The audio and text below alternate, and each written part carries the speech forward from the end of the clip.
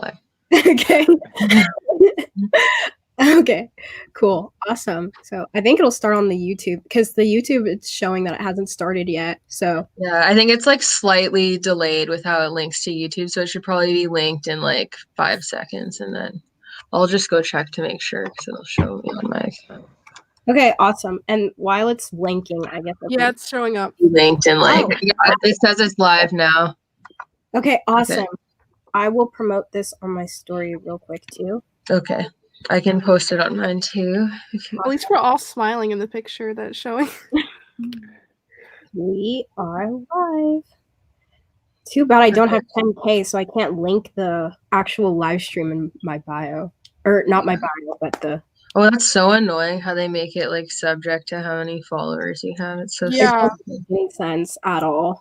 I guess they're just trying to keep down the amount of like spam accounts that'll be linking things. Yeah. Okay, So- I'll grab the link from my YouTube and then I can post it on my story. Okay, yeah, so we're live if you want to start. I'm just going to post it to my story, so I'm listening, but you can start the intro and stuff. Okay, so awesome. So welcome everybody to the Black Equestrians panel. As you can see, this is an all black panel. Oh my God, I pronounced that wrong. But yeah, so we're going to be discussing a lot of different things in this panel. We're going to dive into some pre-written questions, and then we're also going to discuss brand accountability in the equestrian world and what's been happening recently with 2 very prominent scandals. And then after that, we're going to be answering any questions that show up in the chat room. So if you guys have anything you want us to answer, then you can just put them below in the YouTube live stream chat. But yeah, so I'm just going to introduce everyone. So I guess I'll start. My name is Nana. I am 17 years old. I live in Las Vegas, Nevada. I have been riding for 4 years now, and I primarily do hunter jumpers. And yeah. And then Shelby, would you like to introduce yourself? We have a problem. It's not letting me add Imani back because it says we're only allowed 6 people. So someone has to leave the stream to add her in. So we can just take turns. I'll take myself out and then add her in. Okay. So yeah, my name's Shelby, and this is my YouTube channel. So I'm assuming hopefully you all know my name. But my dad is black, even though I'm white as fuck. So people are probably like looking at this and be like, Black Equestrians panel? Like, what the hell? So yeah, anyways, I'm half black, but I don't experience the same treatment as people who are not white passing. But I'm using my platform to give them more voices for what I can't say myself. And I'll add Imani and hide. All right. And then Carla, would you like to introduce yourself to the panel? Yes, I'm Carla. I've been riding for like all my life, basically, since I was like 7. I've done everything from hunters to equitation. Right now I do jumpers with my horse Loki. We do like meter 15, meter 20. So, yeah. Awesome. And Kellen, would you like to go? Yeah, I'm happy to. I'm Kellen. I'm 18 and I've been riding since I was about 3, so it's 15 years or so. I mostly show in the hunters or the equitation, but I'll show in anything I can just to get my hands on, and that's anywhere from the 2.6 on some of the younger horses to the 3.6 on some of the other ones. Awesome. And then Ariel? Yeah, hi, I'm Ariel, and I am 20, and I've been riding for 15 years.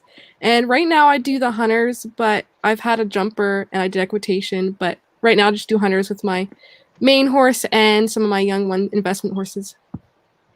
All right. And then last but not least, Imani. Hi guys, Imani here again. So I've been riding for 8 or 9 years. I was jumping mainly when I first started, or learning the basics, and then I switched to playing polo for about 3 years, and then this year I finally got back into jumping and got my first horse, and we compete in jumpers. Awesome. So this is your panel, and I guess we'll start with the question. So first off, let's start off with not so much of a heavy hitter. So Kellen and Carla, would you like to take this? Someone asked, are there challenges in being a Black equestrian, do you think? Who did it bump out? I think you bumped out Imani. Or no, who did you wait? I think someone left because they're not showing up on my thing to add them in. Jordan's not on. Yeah, Jordan. Okay, her stream must have cut out. That's okay. I'll add her back once she comes back. Okay, sounds good. Carla or Kellen, did you want me to repeat the question, or do you guys got it? I heard it. So I think there's quite a few actually.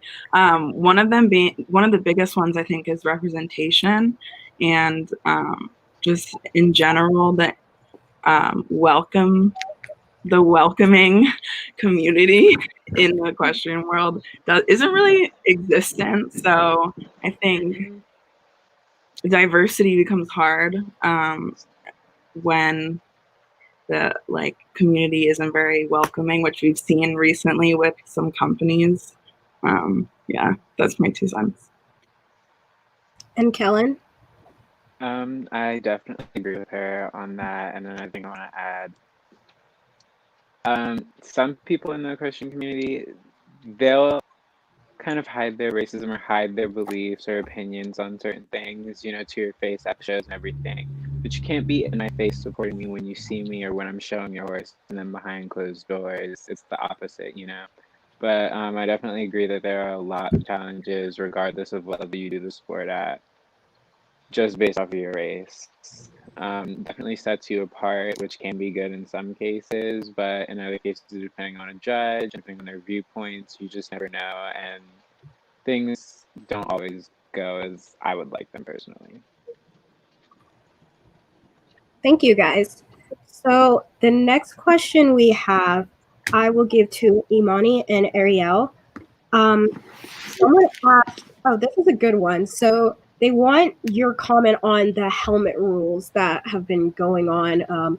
There's been recent controversy, and I mean, there's been controversy before it, but now it's really starting to come forward with a lot of different hair textures. So would you two like to give your 2 cents on that and how it affects Black equestrians and pretty much everyone?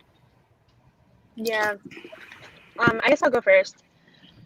So I really like this question, and also I'd like to apologize in advance. I'm driving from a show which ran way over, but I think someone, I guess about a month and a half ago, pointed out and sent emails to top helmet brands. I believe one of them was 1K. I feel like Tippery was in there and Sam Shield. I can't remember if there were any more, but I'm pretty sure there were. And I think I'm pretty positive that 1K was the brand to answer when the Black Equestrian said, I wish you guys would make larger size helmets for equestrians of color that have thick hair that can't get, all their hair fitted under a tight helmet. And it's just not safe having to squeeze all your hair in one and then having an extreme headache by doing so. And having to, show with a bad headache and it not fully being on your head correctly. They came back and they were really willing to, make sizes bigger to accommodate that. And personally, I have a Tippery helmet and it really fits me well. I wear a large and I can get all my hair fitted under there. And I would definitely say that their brand is also good for equestrian color with thick hair. Yeah, I think it was on my Twitter that I had mentioned about helmets and having ethnic hairstyles. I had box braids, and they lasted a month before I had to take them out, before I had to do a rated show, because we had a rated judge and a well-known jumper barn owner as a judge, and I literally didn't place in anything in the hunters wearing a ponytail. But it wasn't really rated at that show, so I don't get why that would happen. But yeah, I think the biggest helmet you can wear is a 61. Probably have to check on that. But I couldn't even fit in that helmet. And I had mentioned that I wish I had a helmet that was big enough for that, because I'd like to be able to have the hairstyle that I want. But I don't think brands recognize that there's going to be well, they might recognize, but they don't want to cover it. Like they don't want to make a bigger helmet just for somebody, just for like our community. Mm-hmm. Yeah. Thank you for that, you guys. That was a good commentary, and I definitely agree that there needs to be changes, especially because the helmet rule is just unsafe in general for all people. And I mean, it just affects the way the helmet actually operates when your hair is tucked up so high. So I'm glad to hear that. I'm just like livid by that experience that you couldn't even place because you had a ponytail. That's ridiculous. So that's horrible. But thank you guys for commenting that. So the next question I have is a little bit, now we're getting into kind of like the more, I guess, rougher questions. But somebody asked opinions on labeling people as white saviors. So I would have Shelby, and I mean, I guess I can go since everyone's had a turn, but yeah. So do you want to start? I have found that there's like a lot of people that I think use the Black Lives Matter movement essentially to virtue signal, because they'll only talk about it when it's convenient for them. And then when something happens, like with a brand they like, or like with one of their friends or their trainer saying something racist or something, then they're not there to call a person out. So I don't like, I do think that there are white people that just try to use this like racism situation for clout and to be like, look at how great I am, like I'm doing so much for the Black Lives Matter movement and sharing like my blackout square, and then they go radio silent in the situations that really matter. And I would call those types of people white saviors, because it's like very fraudulent how they go about doing it. And I've noticed it with a lot of influencers. Like I think that a lot of influencers will only talk when it's convenient for them, and then if it gets too difficult or if they're losing too many followers, they go silent and they stop saying anything.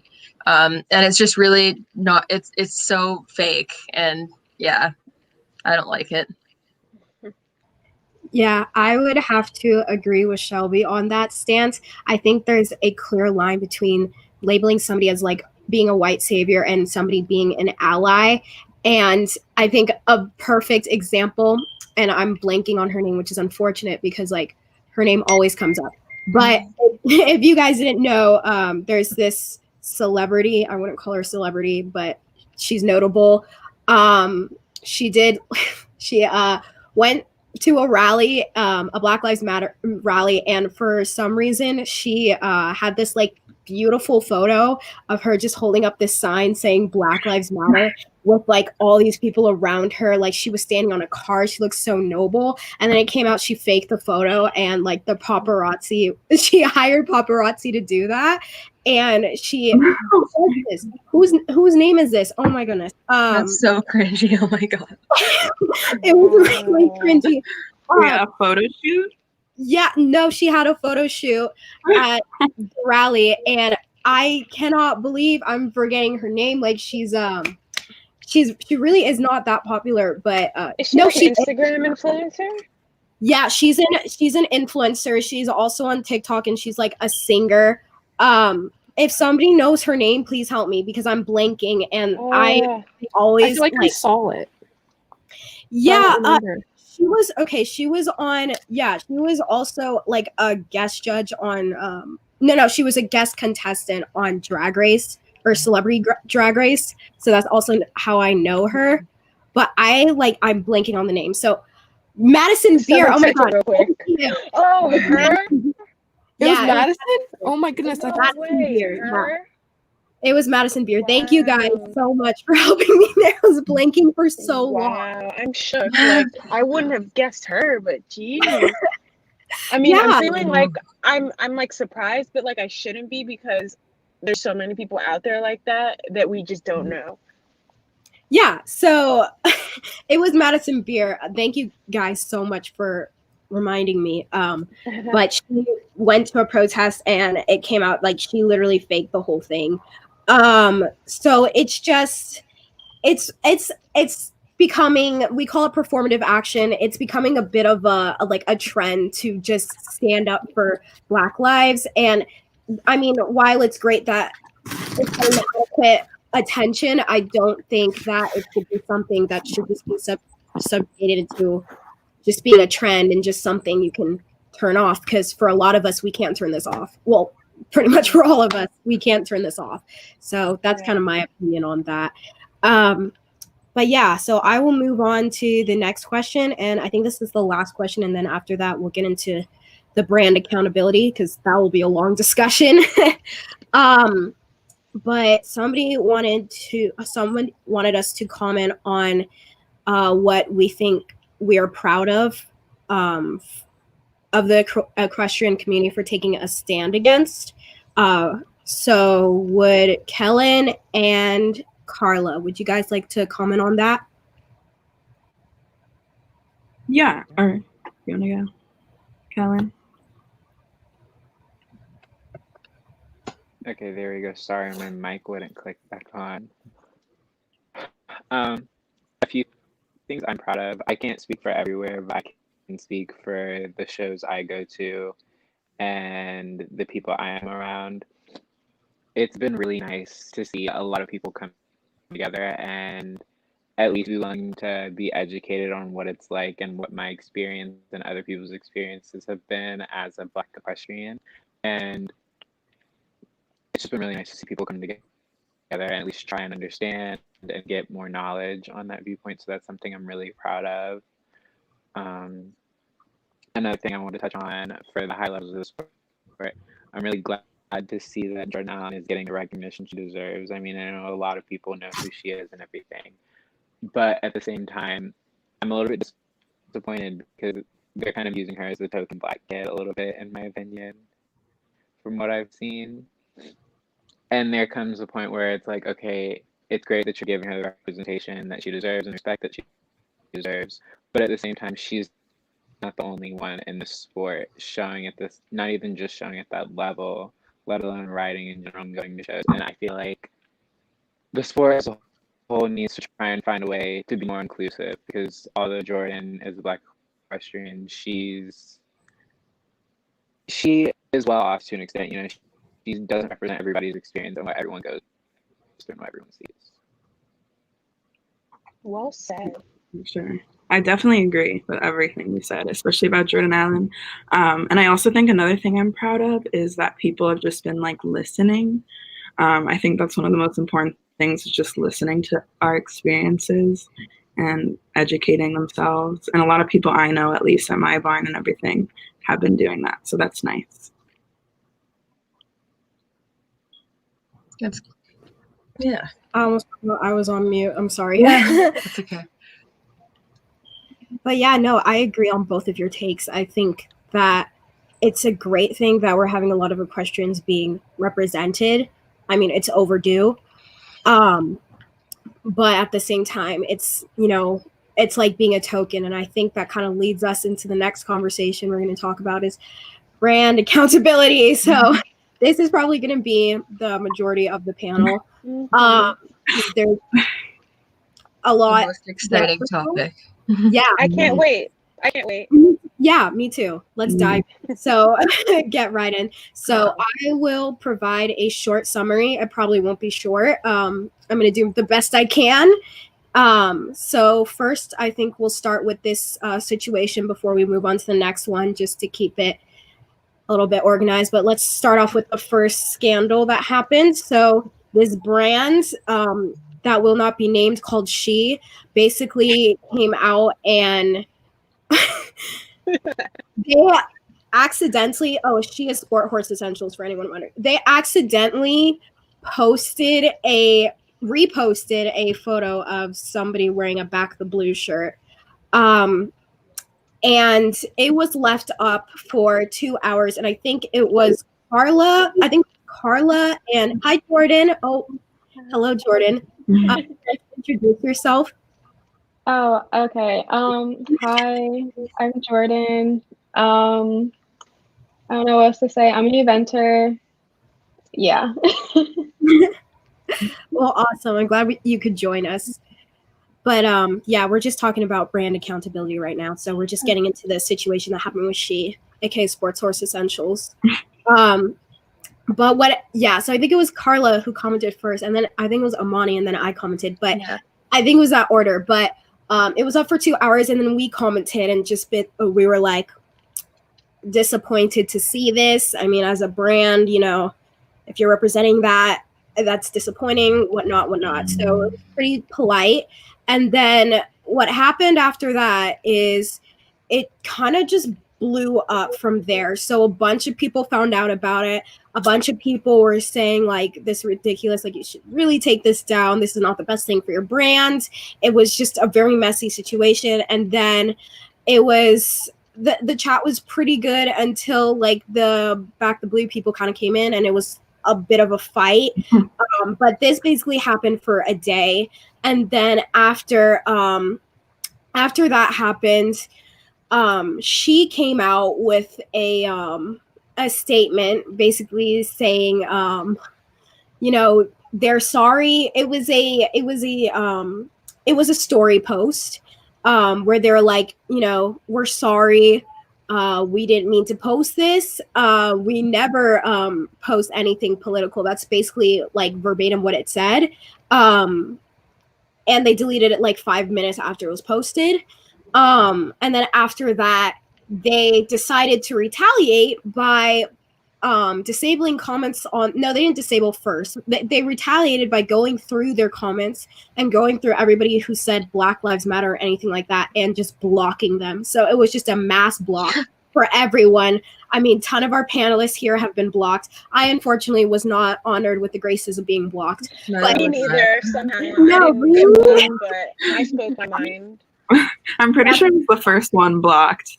I don't know why they just. You got the most likes on your comment. That's why. They did it based on who gets the most attention. And that's funny because Carla's the one that they've reposted before. Like they've used. Yes. Exactly. That's what got me. I'm like, take it down, please, if you're gonna. Yeah. Can I get into it real quick? Cause Yes. Yeah. I'll finish up this summary real quick. But yeah. So that's basically what happened. They just started mass blocking everybody, and then after that, they turned off all comments on their posts, and then they started going around and threatening to sue people. So they were going up in people's DMs and being like, I will sue you for posting this on your story. And I know a lot of people who had that graceful message sent to them. So, I mean, it was a very messy situation, but I'm going to allow our panelists to kind of comment on their opinions. I guess we'll kind of go in order. So, Amani, if you want to start. Okay. So, what's really disappointing about this brand, it's like, it really sucks because their brand is so good. Like, their products are amazing. And I would never thought that brand out of, all the horse brands would have been like that because, Carla was reposted, Nana was reposted by this brand. And, I had faith in them. So when they posted this picture, I'm like, you never posted any, one of the Black equestrians with like a Black Lives Matter shirt. So to go ahead and post like a girl wearing Back the Blue, and that was like clearly the statement of the photo, because if you went to the girl's Instagram, she wore that shirt many times. Like that wasn't the first time she wore that shirt. She posted with that shirt on plenty of times before.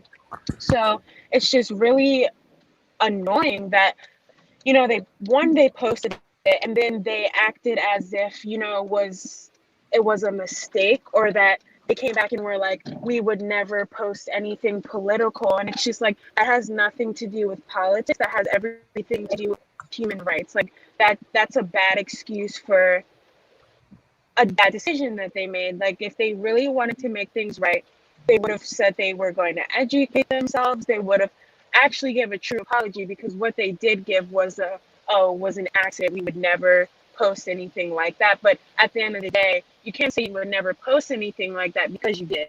And you left it up there for a while, and then you deleted it, and then you started going through a mass block, and it's just like they made themselves look even more messy than they already were. And then to start saying that they're going to sue people for speaking out on human rights is even worse, because clearly we can see your stance on Black Lives Matter versus like Blue Lives, whatever that means, because it doesn't exist. We can clearly see their stance on it, and it's just unfortunate. So I will not be using their products again, because they don't accept people like me or care enough to.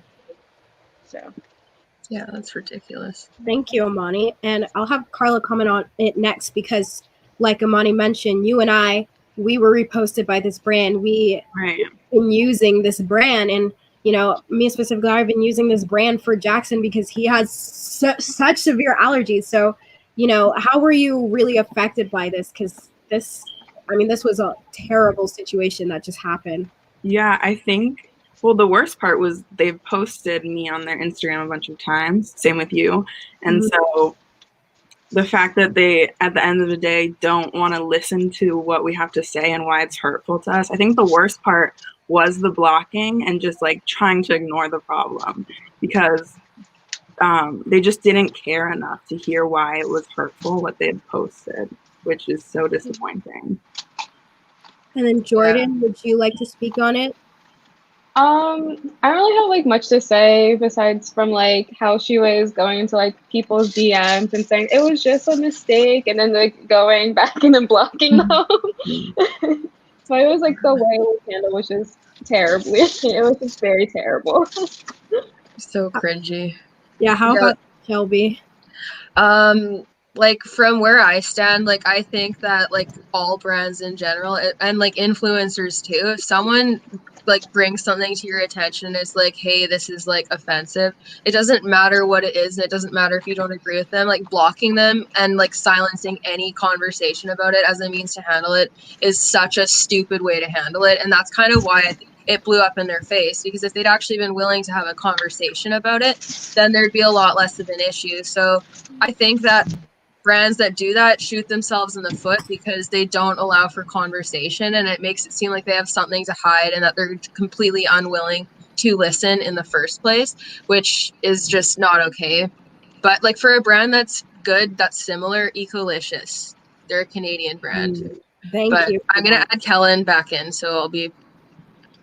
Yeah, and then Ariel, would you like to also put in your 2 cents about that situation as well? Sure. I kind of like missed it a little bit. I was at the bar when it happened, and then I had gotten like somebody shared it to me, and I was like super confused. But just uncovering like the brand of like them supposed to be there for us, but some of them wanted just like post hateful things, or like the owners. And I've seen that a lot. Like I'm usually friends with like people who are like owners of companies, and I see that. Yeah, it was just a messy. I think you might be frozen, but okay. I ended it, but I'm not sure. Sorry if I was cutting you off. No, it's okay. When I see Blue Lives Matter and like some of them post that, it kind of feels like to me as like a thing like, hey, I do not support this group of people, which is our community. And also what another brand that is like kind of like that has like stuff for sensitive horses is also Equifit. Equifit also has made shirts and stuff for our community and everything. So they're really good. I use their silver stuff. Thank you. And thank you for also listening alternatives as well. Kellen, we were just talking about the Sport Horse Essentials situation. Did you want to add a comment on that at all? That happened like I think 2 weeks ago. Yeah. So I was at a horse show when it originally happened, so I missed the beginning part of it. But I started seeing things and reading things towards the end of it, and I personally am not surprised about that viewpoint and how the owner of the company handled everything, because I have. Oh no. Oh no. Yeah.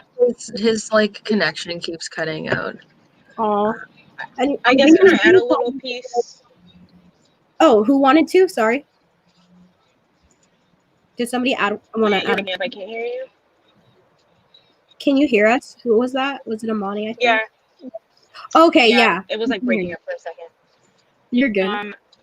So a little piece I'd like to add for any of the viewers watching, there's no such thing as blue lives, because at the end of the day, police officers are police officers because they want to be. That's their job. They get paid to be a police officer. They choose to be a police officer. They get to put on their uniform, want to be a police officer and do their job. And when they aren't doing their job, they aren't seen as a police officer. So to say Blue Lives Matter just does not make sense because of all those reasons, whereas Black Lives Matter, we don't have the choice to be Black. We can't just take off our skin when we don't feel like being Black.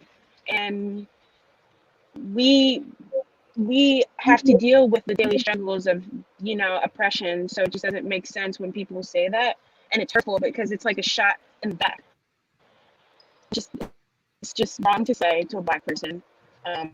Thank you, Amani. And I just hate seeing it. I'm sorry. I'm sorry, I didn't mean to cut you off. Were you still going? No, I'm done anyway. No, I'm done. Oh, okay, sorry. All right. So yeah, thank you guys for your comments on that. I don't know if Kellen will be able to kind of continue. Hi, are you? Can you hear us, Kellen? Hi. Sorry. Yeah, You're I good. don't know what keeps happening. I get kicked out every You're good. few minutes. Yeah, you're at the part where you yeah, said as I you're was saying, surprised. I just wasn't surprised. I know someone who used to train with the lady who started sports, the company and everything, and I had been told previously about their viewpoints on things and how they were as a person, so I wasn't surprised. As a brand, though, it's just really immature to handle a situation like that, and they really set themselves up for failure. This could have been an experience where they could have learned and grown from it, and their business could flourish from it in the long run if it was handled properly and they were willing to listen, apologize properly, and handle the situation in at least a respectful manner. But the company just was disappointing, even though I already knew that about them as a person. It was really disappointing to see that she handled it the way she did and took that course of action, as a brand that has so many kids of all ages that love their products, use their products all the time. Adults and professionals as well use their products all the time. And to be such a big company and handle things in this way, it just was really immature and really sad to see, even though I'm not surprised about that person. Thank you for that. Yeah, I agree with everyone. I just think this is a prime example of just I wanted to also get into because this kind of does coincide with cancel culture and all that stuff. I just want to give my views on that. I personally don't think that cancel culture is this huge issue as it's made to be, and this is why. This brand had 2 days of backlash, and they went back and blocked everyone. And after that, they were not held accountable. I mean, there's bad reviews on their Facebook, but there's still people supporting them. At the end of the day, they lost followers, but how many followers do they still have? 39,000 followers. 39,000 people are still contributing in this overt racism. I mean, there's nothing else to sugarcoat it with. I mean, it's just upsetting. And no matter how much we try to hold these people accountable, it doesn't even, it's not even working. And a lot of these people, you can say that, people need to grow and have time. And I agree with that. There's many situations where, people need to, it's not a big mistake and people need to learn for themselves. But this has been happening over and over and over and over again, and these people are still being put on a pedestal. Jeffree Star has how many followers? 22 million or something, and he's called a Black woman a gorilla. He said the N-word many times, and it's on film. I mean, there's so many people that are being still held at this like high esteem after all these things, and it's that's why I think that people just really need to be held accountable, because what's happening is people are still getting away with it. Even when people say people are being held accountable now. People are still getting scot-free, and people are still getting money. Tana or Mojo, I don't know, Mongoose Mojo, whatever. Like, she has made so many, she's made the worst apology video on the face of this planet, for making microaggressions against her Black friend, and she's still held on this pedestal to all these people. And I mean, it's just become the time where, you can educate yourself. There's Google, there's resources, there's actual correct statistics that you can look up.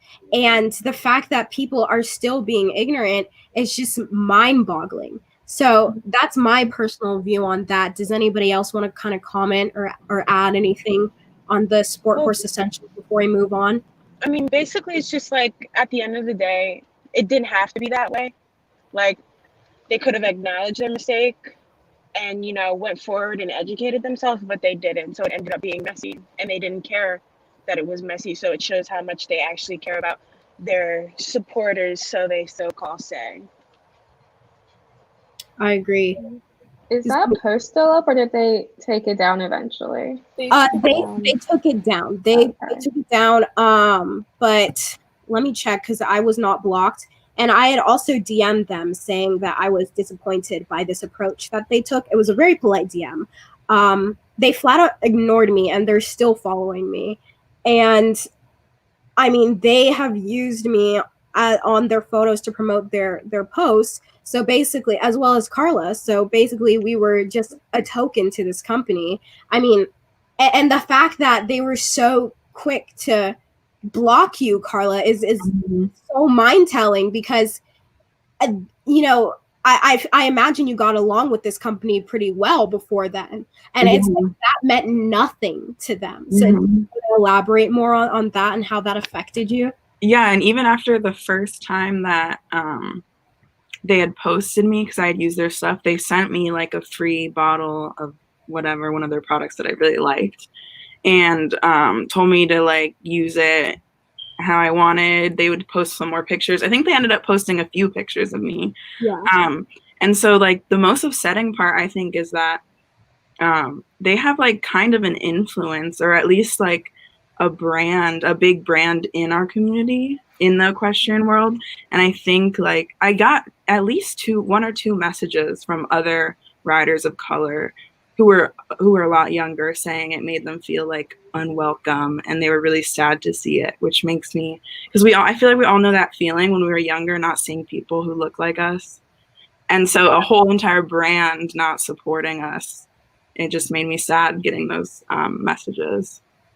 Yeah, and I relate to you, because I was kind of in the same situation where it was like, okay, did this brand really just post this? And it's like, right, you want to give people the benefit of the doubt, because I like this brand. I've used their brand, and they've reposted a photo of me, and they like my photos, comment on my photos, and all that stuff. So it's like, it's just upsetting for that to see. But I also think it's just a lot easier, especially when you're a minority, to just kind of cut out those relationships and not really sympathize with that. Whereas it must be a lot harder for, I guess, others, because it's like, it's, we have to live with this. It's all the time.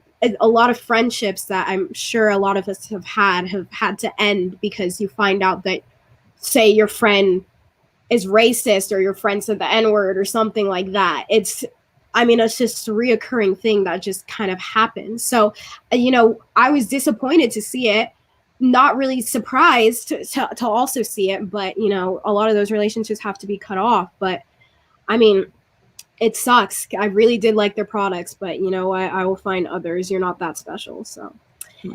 All right. So I think we should move on to the next one. This scandal was very recent. I think this was only a week ago, but I can't keep schedule with this whole. I can't. So yeah, it was like a week and a half. It was like a week and a half, 2 weeks ago, because I live near the area, and people were outraged on all forms of social media. All right. Yeah, that makes more sense. Yeah, I can't tell all the time. So yeah. I'll keep this summary short as well, but for this one, I'll just like let anybody like comment, and then after someone comments, or you can just like reply or like also engage, so it can be more of a conversation. Like, but what happened is Eventing Nation came out with this statement, basically saying that this very long time field that they've been using, they cut their lease. So they cut their lease because the name of the field was Plantation Fields, and I don't know why anybody would name a field Plantation Fields, but they have had that name since 2000. I think it was 2001, and they were saying, you know, there's been no slave on it or whatnot. It was a Quaker field and whatnot, but you know, the name is still Plantation. But when they were asked to change the name for future competitions and to also make the sport more welcoming, they rejected, and they're basically super stubborn about it, and they ended up cutting the entire lease. So the eventing world lost a huge field and a huge show arena that a lot of them loved, because somebody didn't want to change the name to be more inclusive. And so when this article came out, this got a ton of backlash. Mostly it was mostly negative backlash coming from very backwards people. A lot of racist comments. The Facebook posts are still up. You can go look at all the comments you want. They're still there. And the response was awful. So I wanted to kind of let you guys kind of allow the discussion to be for you guys to kind of respond to that. But how did you guys kind of take that? Like, how did that go down for you guys? I guess for me, so I'm from area 2, which is like where that event's held, and like I've like heard of the event before, like years and years ago. And like honestly, like my first like reaction when I first heard that was called like Plantation Fields was kind of like like, is this like we're slaves here? Or like it was just kind of like, why is it named that? And so basically, like when I read Eventing Nation's article, I thought the article was like very well written. I thought it was like they weren't like forcing them to change the name. So to find out like a few hours later that they decided to terminate the lease just because of that article that Eventing Nation put out, like it was kind of like really crazy. And I had a lot of people on like my Facebook upset about it because I'm from the area. And also I commented under Eventing Nation's post, and it's had like so many people, like racist people, make comments after. Like only thing I said was the word plantation makes me and other Black people feel uncomfortable. That's really all I said. And I had like so many people attacking me for like just saying that. Yeah, it's ridiculous. I actually think like them canceling the event is kind of a tactical move to make people angrier at the other side, because then they're going to blame all of the Black people for the event ending, even though it's the event owner being a fucking child and throwing a tantrum. Yeah.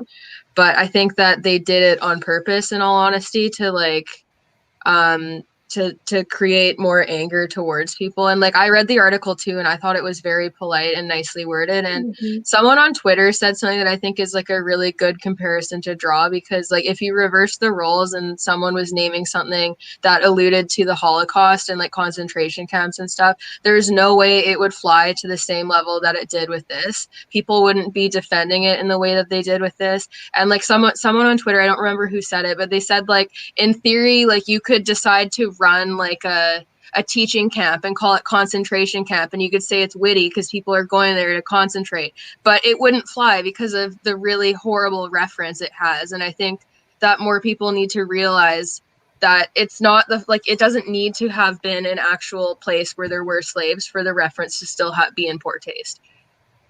Right. I agree with that. I am not an inventor, but I commented along with Jordan my sentiments on my views of the show name, and I was met with a lot of positive responses, but also basically people telling me I didn't have a voice because I wasn't an inventor, and that's just a weird silencing tactic that a lot of people use, especially for minorities, because okay, I don't need to be an inventor to know that plantation fields is a very offensive name. And, you know very well that, and a lot of these people were I'm being very biased about it, but you know very well that there is a difference between someone saying, a plantation in Asia or in saying a plantation here in America and commercializing that. And a lot of people were arguing about it that and saying that it's a part of our history that we need to recognize. Fair. I don't think that we should erase our history, obviously. However, I think that America has a very, very hard time with not romanticizing its past. I mean, I don't understand why there's a statue of Robert E. Lee, why there needs to be one. I don't understand why a farm needs to be called a plantation field. It just doesn't make any sense. That history should be remembered and should be taught, of course, and it should never be forgotten.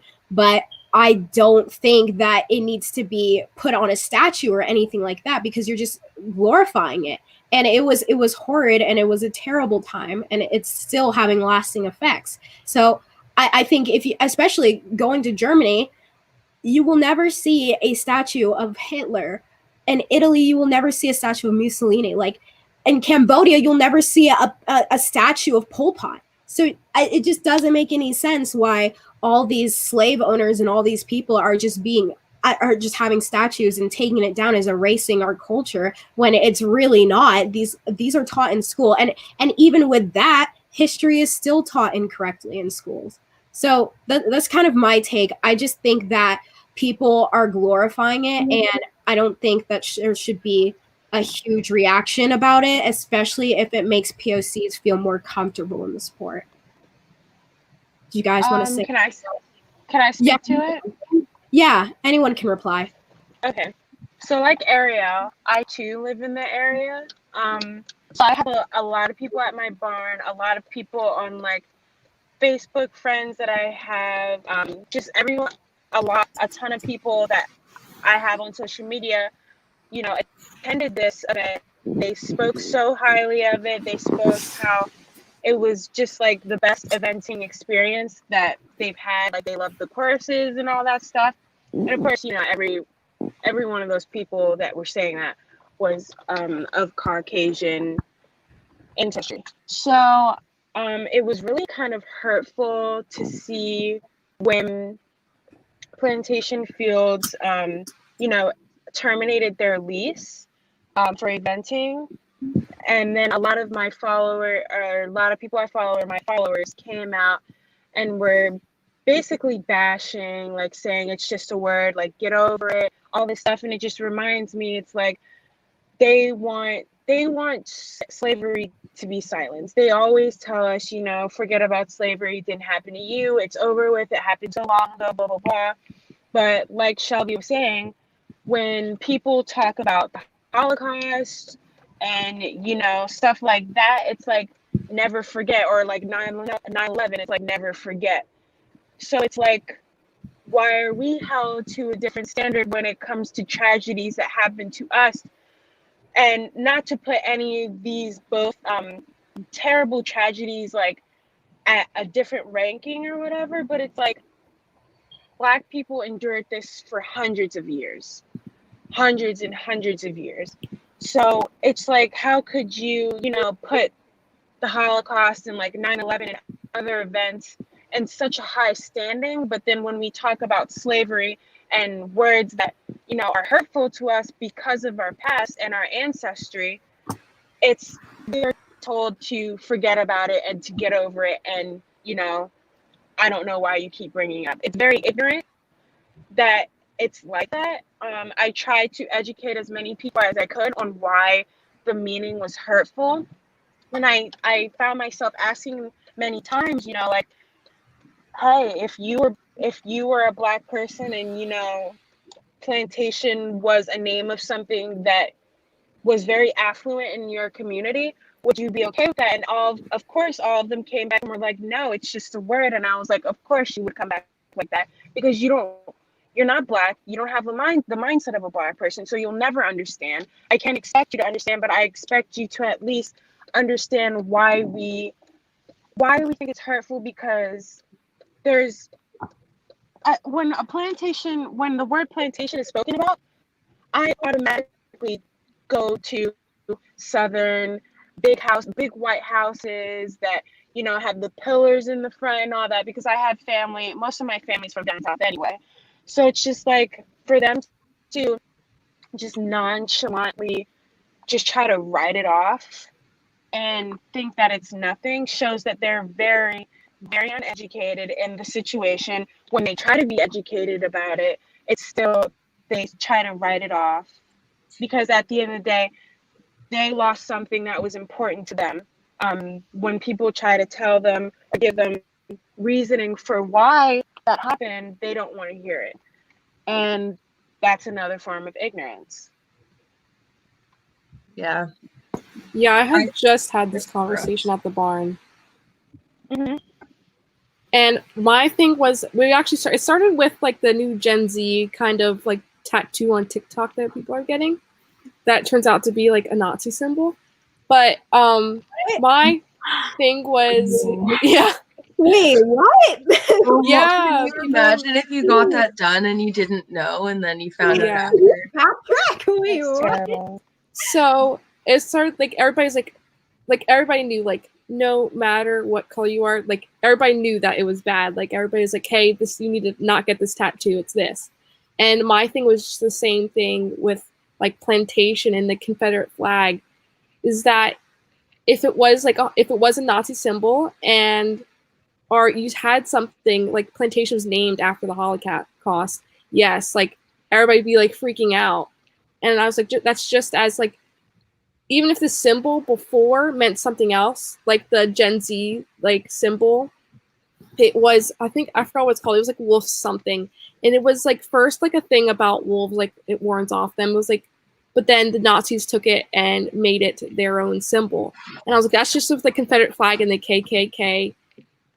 It's like they made it. So if you're saying we shouldn't do the swastika or something because, hey, the Nazis made it bad, that's the same with plantation. That's the same with the Gen Z symbol. It's still the same, but people just want to cover it up and be like, oh no, it's not that anymore. You need to forget about that. But we have never forgot about the Holocaust.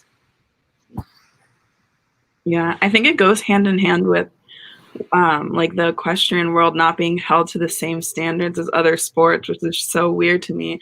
Like why there isn't consequences. Like I feel like this wouldn't fly in any other sport and there'd be more of an uproar, but for some reason it's so overlooked in the equestrian world.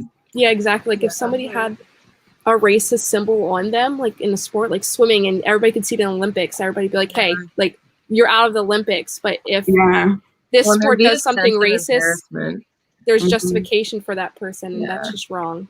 I think it's because there's so many white people that are conservative and like that they can strong arm people into being silent or agreeing with them. So the loudest people get the most traction. And then there's a lot of people who probably would want to speak out but are scared to because of how powerful a lot of the people are. Like you have people like Boyd Martin that are endorsing the name of the place, and they're all saying it's not a big deal, it's just a word. And it's like, if it's just a word, why is it a big deal to change it then? You're saying it's just a word, so change it if it's just a word. But I like plantations are glorified a lot in the US. It's weird to me because I've seen photos of people having their weddings at plantations, and it's like, like wow, gross. It's the same thing. I think a like, celebrity had a wedding at a plantation, and they didn't know until afterwards that it was an actual plantation. I'm just like, it looks like one. Yeah. Doesn't make sense. Yeah, literally people in like around me, so at a barn I used to board at, it used to be like a big riding place. It used to be big showgrounds, and so you can rent it for weddings. And somebody rented it for weddings, and their tuxedos and the bride's dress were Confederate flags. Like their tuxedo was made like out of Confederate flag, and they had like literally walked up to me like, "Oh, can we use one of your horses in the photo shoot?" I was like, "No, thank you." Wow. Very strange. Like, it's sad because it's like the Confederate flag. Like that's a great example because I just saw a post of this person who just tailored Confederate flag boots for their horse, and they're selling it right now. And it's like, what, like, is there no other way to honor Southern pride? Like, can you not, like, is there no, like, what, is this the only way you can do this? Because it doesn't even represent Southern pride, because at the end of the day, you were traitors, and anybody who proudly flies the Confederate flag basically hates the American flag too. And obviously I have my own beef with the American flag, but a lot of these people will condone both flags. And it's like, the Confederate people were trying to burn the original American flag. So it's crazy how these people keep these two side by side, and it's this glorified fantasy that these people live in. And it's like, wake up, you know. And they're the only counter I hear is, you know, the South was fighting for states' right. The state right to do what? To do what? Own slaves. Like, yeah. It's upsetting. That's my thing about Trump too, is like when I'm talking, like I'm telling people in the equestrian community about like supporting Trump, like they're like, oh, well, I'm supporting Trump, but I'm like, I don't hate black people, I'm not racist or anything. But I'm like, you got to think about what it represents. Like he's representing against like racism. Like that's it. Like you need to notice that's what he's representing. And I'm like, that's why I'm like, one thing I'm like, hey, like I can't like support your views, or I can't be okay with seeing that, or you showing that at the barn or something, because that hurts me. Like me saying Black Lives Matter is not hurting you. That's me just trying to be there for my community and fight for my brothers and sisters that have died because of an injustice. Exactly. And it's obnoxious how, you know, it's become this political thing. It's disgusting that basically people are just not even going to say that Black Lives Matter. I literally saw a post by a very prominent equestrian who I will not name, called Appy.licious, who posted this photo on their story, basically saying like, it was a whole shamble. They were like, I don't have an opinion on White Lives Matter. And then they're like, I support Blue Lives Matter. And then they're like, I don't support Black Lives Matter at all. And I was like, what was that? What was that trend? Like that trend of I don't have an opinion on white lives, and then I support blue lives. And then like, I absolutely don't support Black Lives Matter. And I commented on one of her photos. She actually posted me on my story, so on her story. So I love that. But that was after I was blocked, so she couldn't even have the decency to let me see the story before I was blocked. But I commented on her photo. Because she posted a photo with her horses with an American flag, and the American flag was like, it was over the horse's butt, and then it was it was kind of like in the horse's butt crack a little bit. And I was like, this is the weirdest thing, because these are the same people that are going to go off and say it's disrespectful to kneel at the flag. It's disrespectful to protest. It's disrespectful, all these things to the flag. You have to stand up for the flag, sing the national anthem, whatnot. And then you're dripping the flag over your horse's butt. Like, that is, and the flag too, it's against, again, like, do not care for the American flag at all, but it's also against flag code to hang it like that way that she was hanging it. It's like a very disrespectful thing to the flag. And it's like, you are the same person that would come for me if I ever said I don't stand for the national anthem anymore, which I don't. You're the same person who would come for me to say I would kneel at the flag, and the flag's on your horse's butt. Like, that is so, it doesn't make any sense. So I commented on that, and then she gave me this really long, like, it was a very funny comment too. It wasn't mean or anything. I was just like, yeah, American flag's on the horse's butt though, and that's all I said.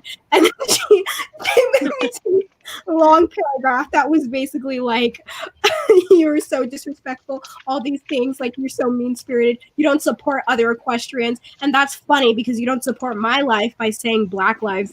I don't support Black Lives Matter that you just posted on your story like 40 minutes ago. And she was like, you scrolled all the way to my post. That was like, first of all, no, I had your post sent to me.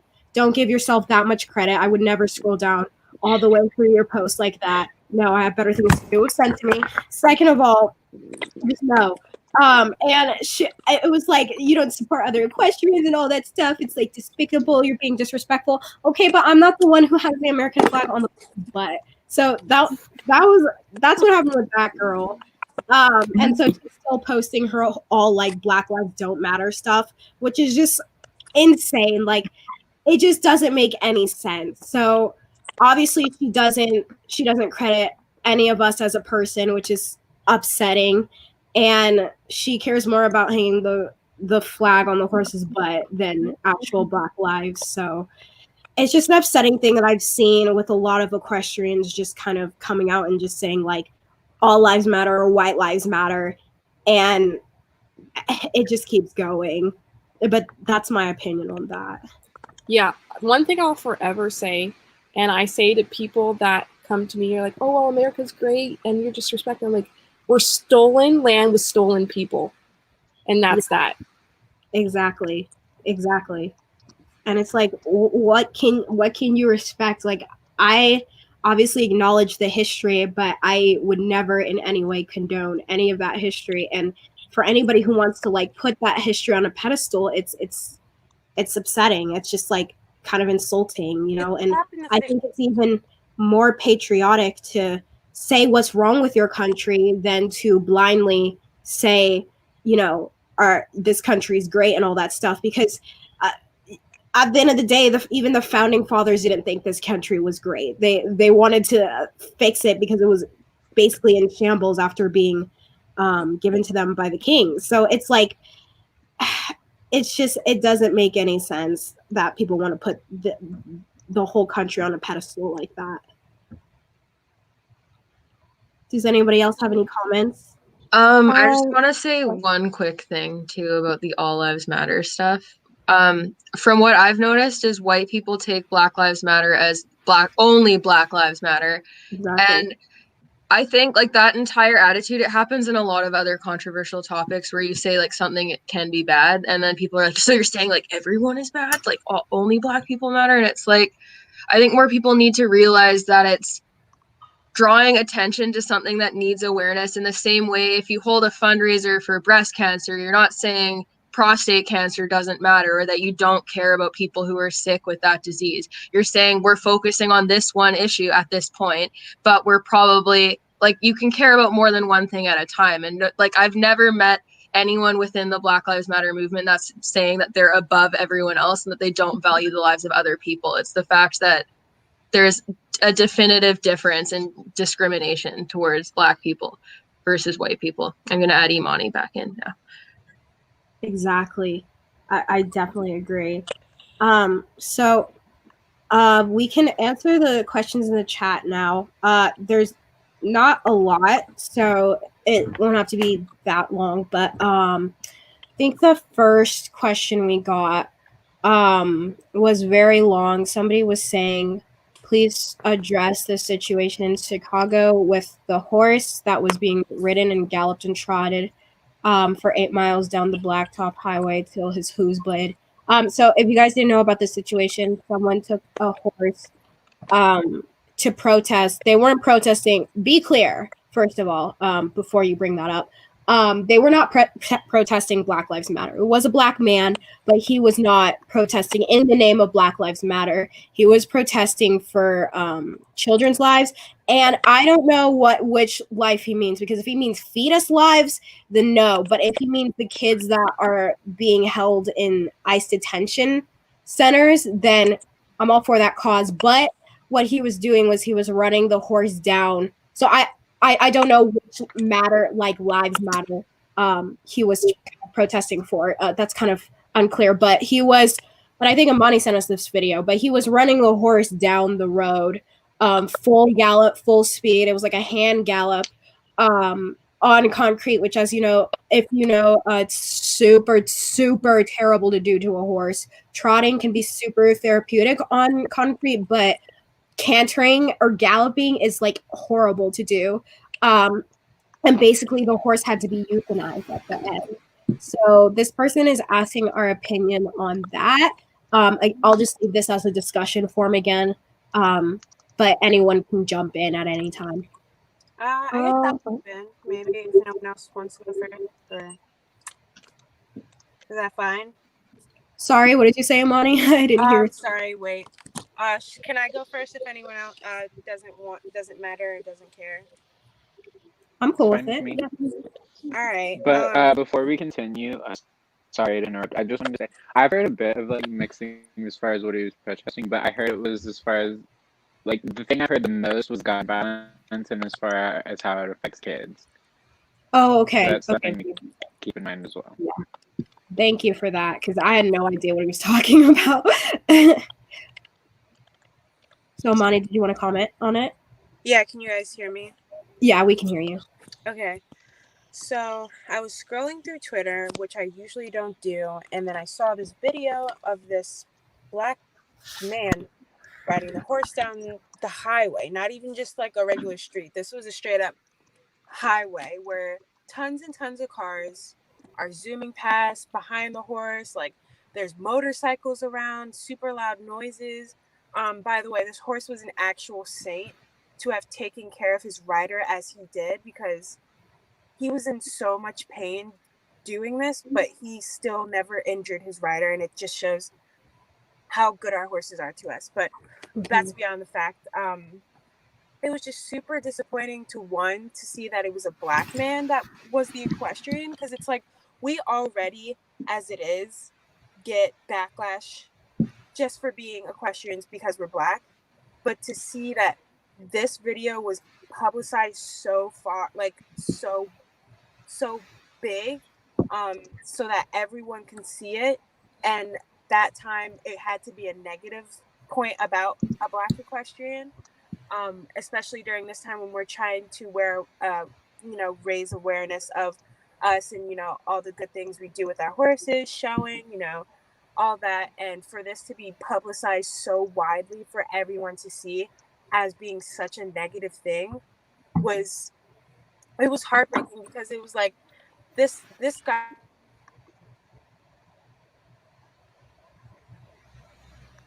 Amani, I think your audio got cut out.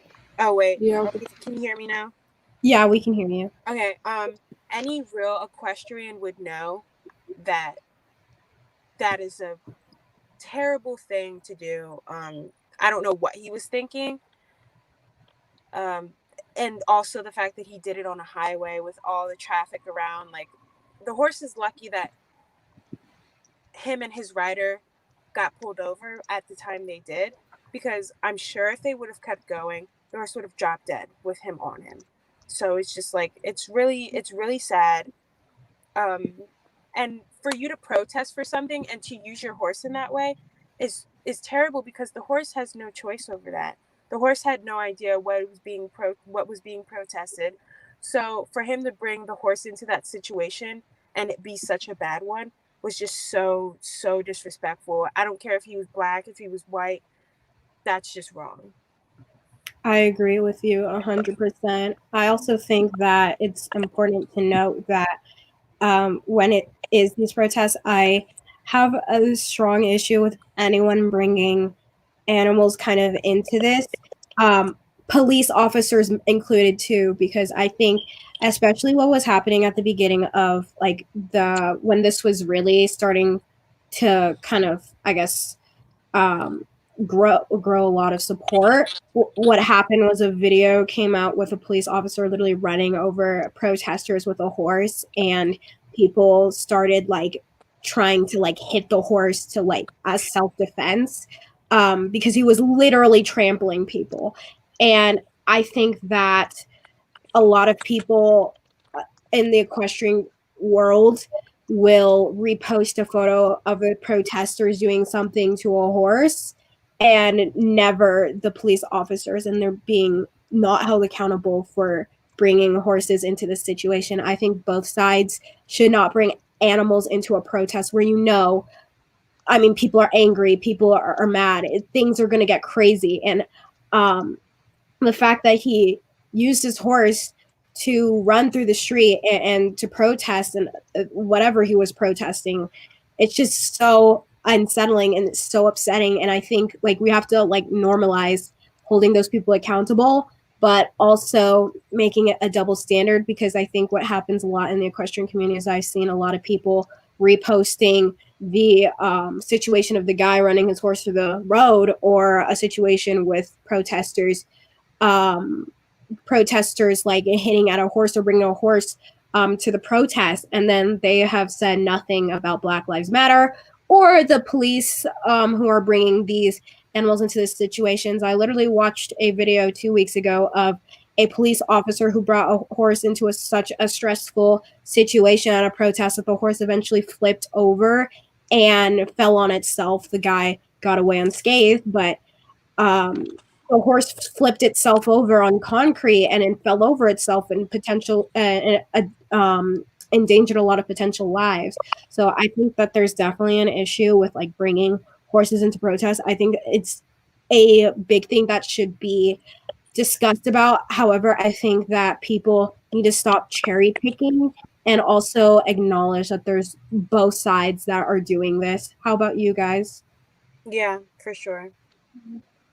I agree. I think the Yeah, for topic sure. is important. Like, obviously, I'm from Chicago. I'm pretty sure it was about gun violence in general, and obviously that's a problem there. But bringing the horses was not the best way to protest. So Yeah, and it seems that like people that like horse people that I know that don't support Black Lives Matter, they're seeing that there's like when the police officers or anybody brings a horse to it, and then they, instead of saying, hey, the police officer shouldn't have brought an animal to a protest, they're saying, oh, the people shouldn't be protesting because, oh, they're going to hurt the animal. mm-hmm. Right, exactly. You guys remember, it was probably like back in May when that person brought like their trailer onto the like highway. Oh yeah, Yeah. They were like running people over. Yeah. I remember that. And I luckily remember seeing so many there were no posts. horses in there, but Yeah, I remember seeing posts from like other like equestrians that like they were like so mad about, like, I guess because at first there were horses in it and they were like throwing stuff into the trailer. And I just remember like seeing so many posts, like people angry that the like protesters were throwing things into the trailer, and it turns out there weren't even like horses in the trailer, and it was all kind of just like a lie. yeah, and then the driver of the trailer had a gun. He like purposely put his gun on the dashboard of his car. He was yelling racial slurs like through a crack through his window. So it's just like, you asked for it. Like, there's a bunch of angry Black people and a bunch of angry allies. For you to go through with your trailer and act like that, like, I'm sure they wouldn't have acted like that if, one, they drove by peacefully and were like, hey, sorry, we have to come by. I would just like to make sure everyone's out of the way. But no, they ran people over. There's videos of them running people over, them putting the gun on the dashboard, yelling racial slurs.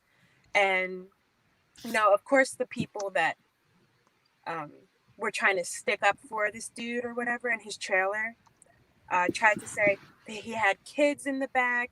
There were horses that had to be put down because of the protesters. And it's like, they will run with anything. They get the chance to make us look bad. They will run with anything they can. Yeah, Mm-hmm. exactly. And at the end of the day, our lives matter, or should matter, more than this guy and potentially, which people weren't even sure, his animals like in the back. Exactly. Yeah. It's awful. But our next question from the chat, it says, is there racial injustices going on in the equestrian world on all sides? Yes. I don't know what that means by on all sides. But if you guys wanted to kind of add your comments to that. Can you repeat that? Because it cut out like right when you talked. Yeah, no problem. So this person asked, is there racial injustices going on in the equestrian world on all sides? I do not know what all sides mean, though. I'm guessing they mean like different ethnicities, maybe? I think so, yeah. I don't know if they meant like in all like countries or disciplines or like races. I guess we can speak to all of them in case, like... Yeah, let's just do that. I guess with like races, where of course white is the most prevalent race in the equestrian community, but I've definitely seen, there's a little bit of Asian equestrians that I've seen. Who else? I've seen Latinx equestrians. I'm not really sure if I've seen any other type of ethnicities, but it's definitely the minority. That everyone other than white is definitely the minority. And I can't speak to the other ethnicities, but just as seeing what we've been dealing with in the past couple of months, I definitely feel like the Black community of equestrians is treated the worst. And we can see it.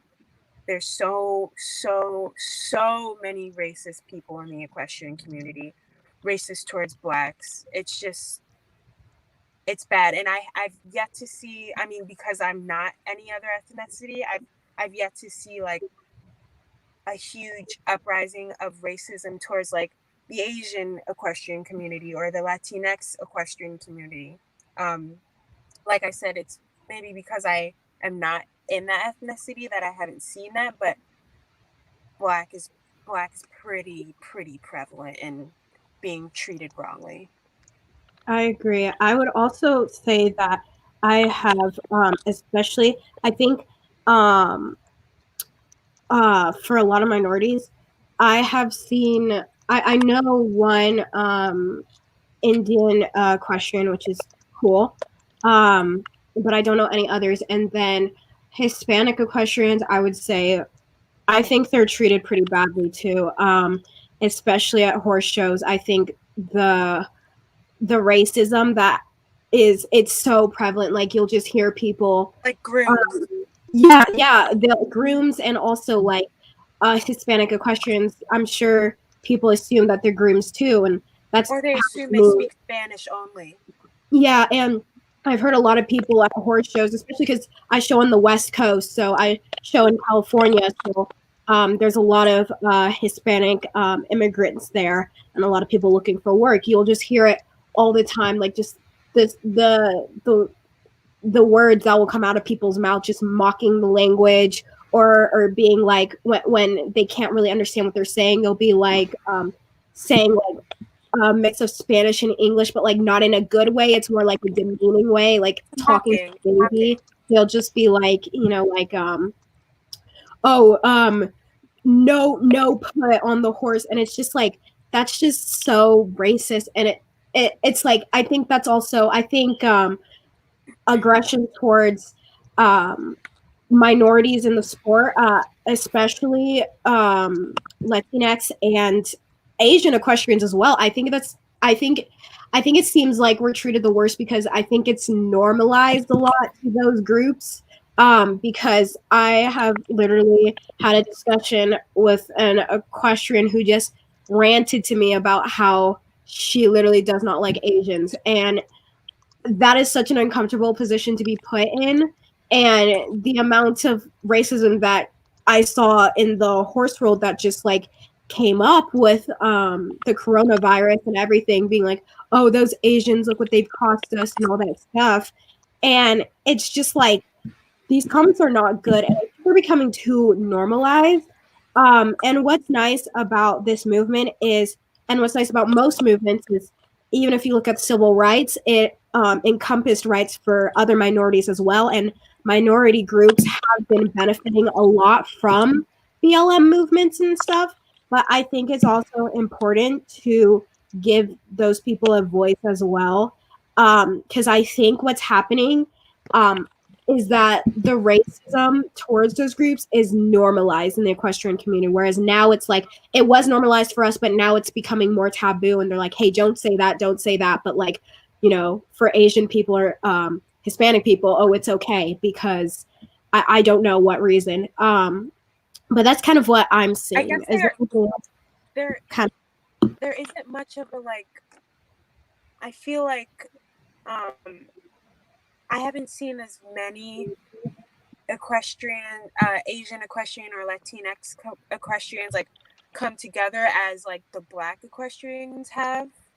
I just haven't seen it as much, and I feel like, you know, if they were to start coming out like we are, like having these panels and stuff, it'll definitely start becoming taboo. But you know, since the Caucasians feel that it's not in their spotlight or realm to worry about, that they're not, it's not on their radar.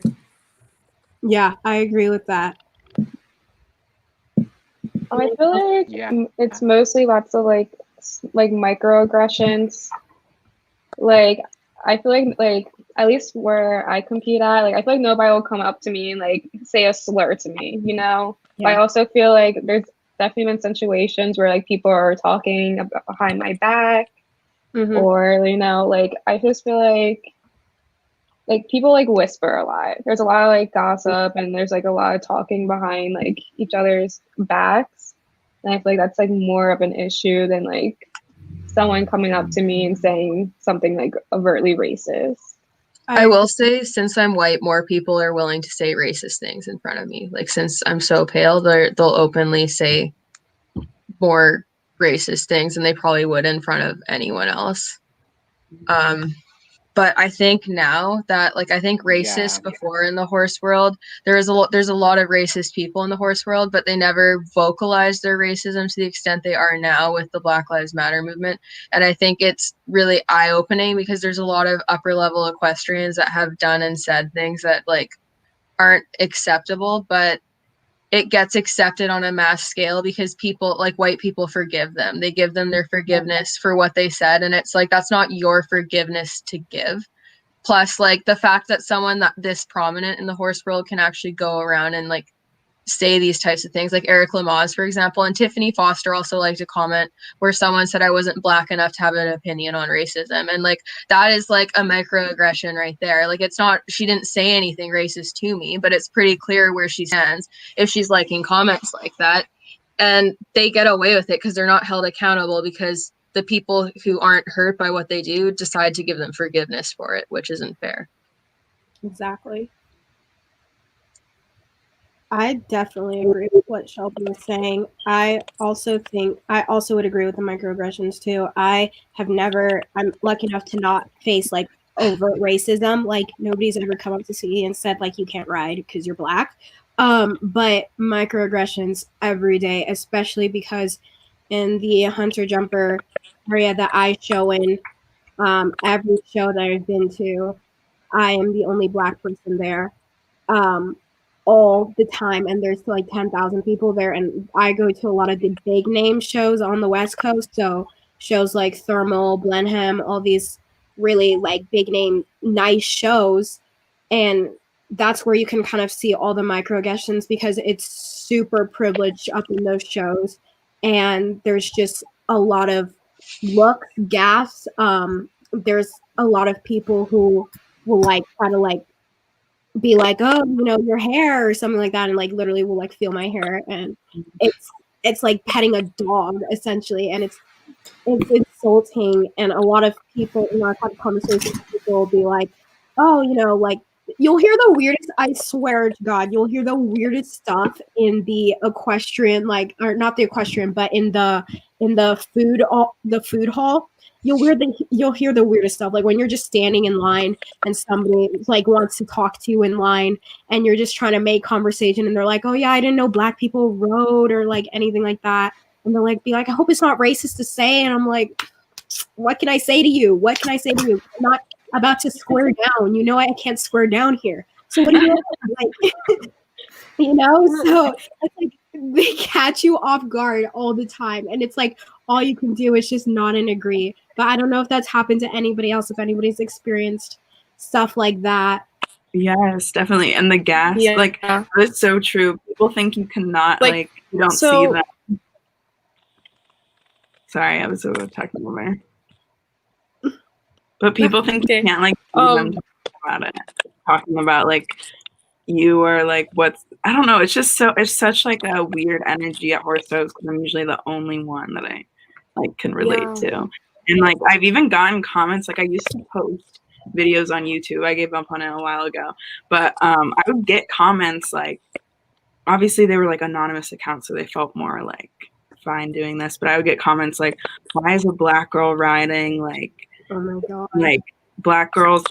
So I just gave up on YouTube, but get comments like that. Oh my god. It's, Yeah, people are ballsy on YouTube. They're willing to say more things because you can just make a fake Gmail account with like a Yeah. different name on it and not get any accountability. mhm. Yeah, there's Yeah. And it definitely sucks. It's like, they say these things, like I've been told, like, Black people don't deserve horses, Black people don't know how to ride, you know, all these like negative things. But like, excuse me, let me go back to history for you. So, when our ancestors were enslaved to your white master ancestors, the white people had the Black people ride the horses for them. They had the Black people train them and all that, so that the horses could be ready for the slave owners. So when you say I didn't know Black people could ride horses, yeah, we could. We could do it before we even came over to America, because we had horses back in Africa. Horses weren't just in America. Like, don't act like they were only brought here, and don't act like you didn't tell us to ride your horses for you because you were too lazy. Exactly. And I always get that like microaggression just in general, like with people, even at my school, or just like, oh, you're an equestrian or something like that, or like, oh, you ride horses and stuff like that. Because I'm not the person that should be liking horses. And it's definitely, you know, when I was a lot younger, it definitely was like questioning, because I would question my like my place in the sport and question, you know, there's nobody else like me. Like, maybe this is like a weird phase. Maybe I'll just get over this, because it's like, why is there nobody else like me in the sport? And then, you know, I did more research and I found like the first jockeys, the first cowboys were all Black. And it's just, it's kind of sad that a lot of that is the reality for a lot of Black little girls that just don't see themselves getting featured. And so they eventually quit, and it's just sad. So that's why I think representation in this sport especially is just so important. Yeah. I kind of wanted to comment on this because I feel like I get this like a lot, especially where I live. So I show my horses and everything, and I have right now I have only 2 warm bloods, and then I have my other horse. I have a few others, but when I show, I literally never see like any other Black people. It's so like, and I feel like I get stared at a lot. Like, Yeah. and I also like since where I live, it's like mostly Republican. Like, there's literally Trump signs everywhere, and so literally I like lived like a life that like most, like I went to a private school that I was the only Black person there. Like, I was like in those people's shoes, like living. I still don't get how they can be like that. And I get these like, so my whole life was just microaggressions. Like, I played basketball competitively. I like traveled the country playing basketball, and it would be like microaggressions, like, oh, just even in that sport, they're like, oh, she can play good because she's Black. And I'm like, doesn't make me any different than any other player. And it's the same with horses. And I've gotten comments like, I get a lot of hate from like people around me too, and people that don't even know me.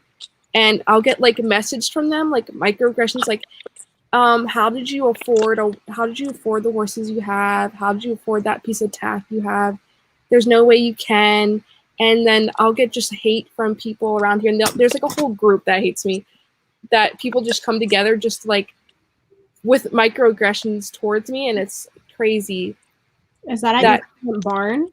No, it's not even at my barn. It's like people I don't even know. And it's just like, that's how crazy like racist people are around here.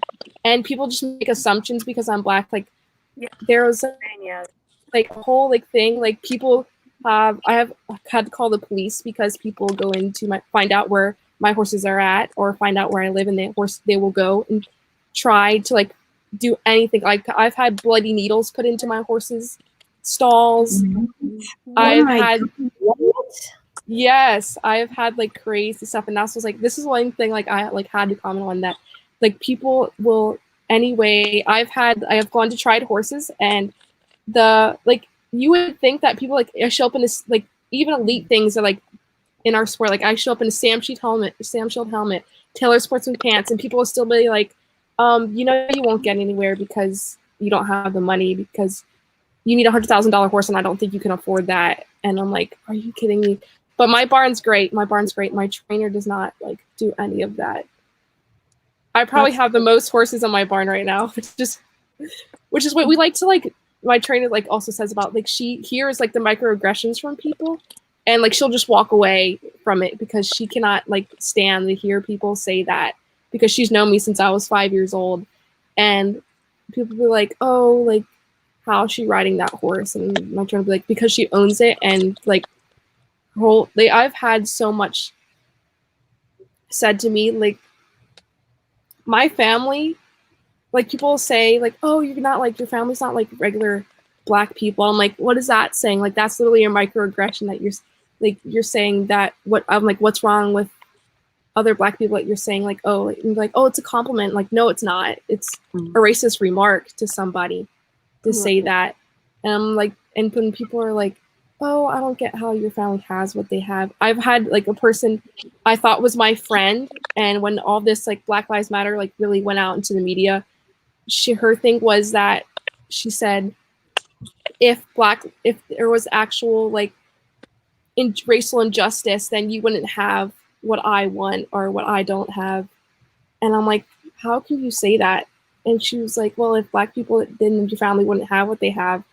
And I'm like, you mean they worked through like racism? Like my family, like my great aunts and uncles all had very good jobs, high jobs, the chemists, professors, and everything. And you're saying they don't, like they worked through all that with racism. Like they were literally in segregation and they still got those jobs. They still worked hard. And you're saying they don't deserve that? Like they didn't earn that because they worked through that? Like that, I was like, so, like, I can't believe people still like think this, do this. And I was like, and people still say that about me. And I'm like, no, I was like talked crap about my whole life. Like all through my juniors, I was like a working student thinking that I had to be a working student because I was Black, because I'm never going to get there because I'm Black, because people put that in my brain. Like my own school, my own private school put that in my brain that the only way I'm going to get somewhere is by kissing their butt or something because I'm Black. And they had like, there was a point that like in my life that I said like to my mom, and I was like, I hate being the color I am because people are so mean to me. Like, why am I like this? Why are people hating me so much for it? Why are people saying these things to me? Why do I hate myself so much? And it's because all these like microaggressions that were said. And I can't believe like people still do not get like what they're saying. That's awful. I'm so sorry you had to experience that. All that. That's literally like, that's, I think, one of, and it's good to have an actual account too. And I'm glad you told everyone too, because a lot of people, especially that I've seen, they're like, okay, well, you know, that was just a microaggression. You've never had anybody tell you, oh yeah, you're Black, get out. And racism doesn't have to be somebody telling me, calling me the N-word. It doesn't have to be that. It can be, right, it can be microaggressions, which are racism. It can be any form of just putting somebody down because of their skin. And it's like, until those kind of digs are normalized, I don't think we'll be able to progress as a sport. And I think a good thing that someone brought up in this panel is that in other sports, even though there are microaggressions that happen, at least there's something there that can like kind of report this to in the equestrian world, because it's just filled with a lot of white privileged people. I mean, all you really have is Say Sport, and I trust and believe, I know that Say Sport did not undergo any like severe racial training that like makes them sensitive to these issues, because, and they do say that they have started some racially trained programs, but it's important to know that these people are also surrounded by other white people and white privileged people in the sport. It's very hard to believe that they're going to be getting the adequate racial training. I think what the sport needs is just an actual, POC board, a committee of just where people can report racism and report these instances of abuse that are going on to our race, to the equestrian community, because there's no way that this, like, she is, again, I'm going to mention she because I'm just so upset that through all of that, they're still just not being held accountable. And through all of that, all these equestrians that are saying racist stuff are not being held accountable. And they're all posting, they're all going without, they're all going without any punishment, and they can compete and do all this stuff, and that shouldn't be condoned. And it's just like this sport is gonna fall so far behind, and it's eventually it might even be forgotten if we don't fix this, because other sports are just going to be progressing and growing, and it's going to come to the point where we can't even progress and grow as a sport. I mean, we always want to make this, equestrianism is a sport. It's a sport. It's a sport, and it is. But you can't expect anybody to take this sport seriously if we're not even gonna do anything to fix the race issues that are going on in the sport that are so overt. No other sport. I mean, of course, there's racism in all sports, not denying that, but no other sport has the quantity of racism that's going on in the equestrian sport. I agree with that. Yeah. And until especially the upper level equestrians, out of anyone, people with big names need to be held accountable the most, even if it is just a microaggression, because that perpetuates the more severe forms of racism as well. And the fact that so it's not even just one, across many different disciplines, there's a lot of professionals that openly share really insensitive stuff and really racist stuff, and have openly said things that completely ostracize a part of the equestrian community, and they get away with it because if you hold them accountable, I can see why some people are afraid to, because you go on those threads and if you hold them accountable, there's going to be 10 people trying to tear you apart in the comment section defending this person to their grave, and exactly, it's gross. It's so despicable. Does anybody else have any comments on that as well? Yeah, I also feel like our community also is going to struggle to change, because the general society, just the system is built against Black people, and there's no way for some people, just in some parts of Chicago and just anywhere in low income communities, there is no way for people to get out because the system is built against them. And there's so many people are oh, they can just go to work. No, it's not like that. They can't just, that's like saying that to a homeless person, oh, just go to work and you'll never be homeless again. It does not work like that. And I think that's also part of our problems, that we don't see a lot of Black people in equestrianism, because there's no way for them to get in with the income that they have.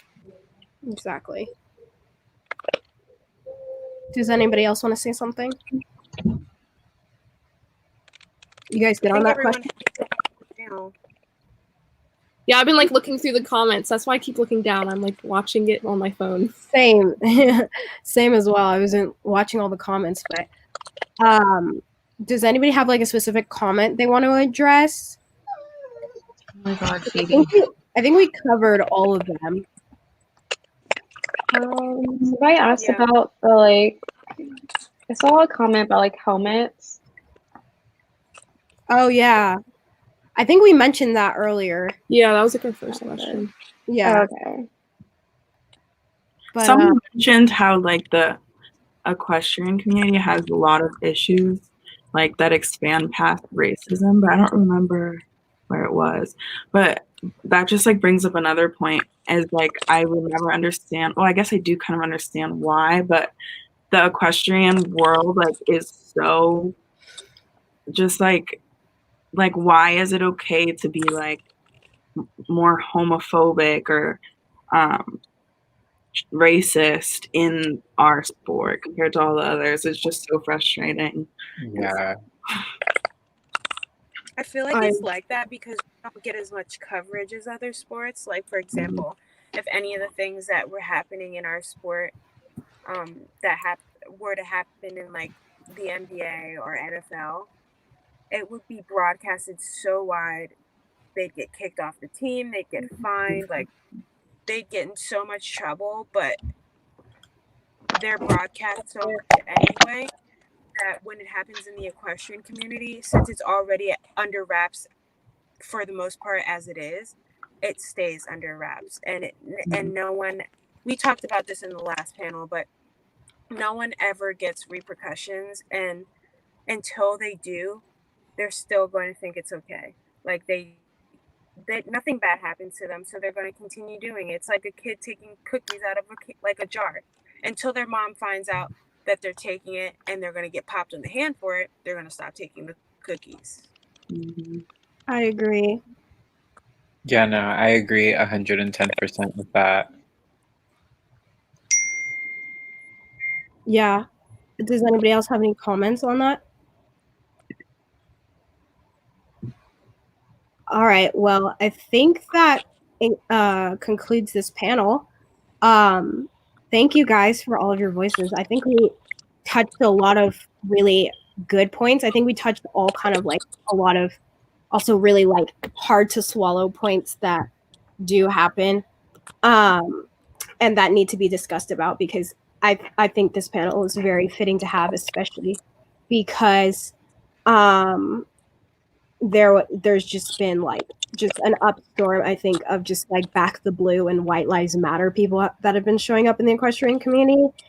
And it's kind of upsetting to see that like everything that we're fighting for, like, of course those people's always existed, of course, but now these people are getting more and more comfortable, and I think that needs to change. I think a lot of people still need to be comfortable with holding people accountable, especially these equestrians that are saying stupid stuff. And that goes for an equestrian that says any sort of racist or even homophobic or transphobic stuff has been going around, because there's just a lot of that happening within the sport, and people are getting way too comfortable. And so I'm glad that we were able to speak on it. Does everybody want to go ahead and just say their Instagram handles and where to find you guys and where people can follow you? Yeah, for sure. Yes, Happy to go let me ahead. get mine up real quick. I have like the stores and stuff. Well, my Instagram is stressed out, but it's STRE.SSED out. That's my personal account. I post some writing stuff on there as well. So yeah, that's that. Awesome. And then Ariel, where can people find you? Yeah, on Instagram, you can find me at Off the Track Thoroughbred Jumpers, but on everything else, I have a public Facebook page. That's Ariel Piper Eck, and a YouTube that is Ariel Piper Eck, and my Twitter is just my name, Ariel Piper. And on there, I post a lot of my journey and a lot of things that happen, especially like racial things I actually post in there. So if you want to get more into that conversation, it's definitely on my Twitter. Awesome. And then Carla? My like equestrian Instagram is Eck Empress with an E. And yeah, post all about my journey. Awesome. And then Imani? And Imani, you hear us? I don't know if she's Okay, frozen. There she goes. My horse's Instagram, where most of our stuff is posted, is Coraggioso, the OTTB. We just started a YouTube channel, and my name is the Melanin Equestrian, and then my main page is Imani with 3 I's at the end, _3 times. Awesome. I'll write that down. And then Jordan? My public Instagram is JMH Eventing. I just put it in my name, so I don't know if they can see that though. Okay, awesome. And then mine is eknana, so ek.nana, and that's where you can find me. I also have a YouTube account. It's right there. I've been commenting a lot. Nana Banana. I'm trying to post. It's just I'm very lazy, but I do have a lot of content. I just actually have to edit that stuff. But like I'll try to post. So cross your fingers. But yeah, and then Shelby's YouTube channel is Thank Shelby. And this is my YouTube channel, so I hope people watching know the name of it. Hopefully. All right. I think that concludes this. Thank you guys. That was awesome. I think we talked a lot. We hit a lot of good things. Yeah, thanks everyone for listening and for your questions, because listening is the big part of it. That's all you can do. Exactly. All right. Yeah. Thank you guys. Bye. Bye. Bye. All right, bye. Bye.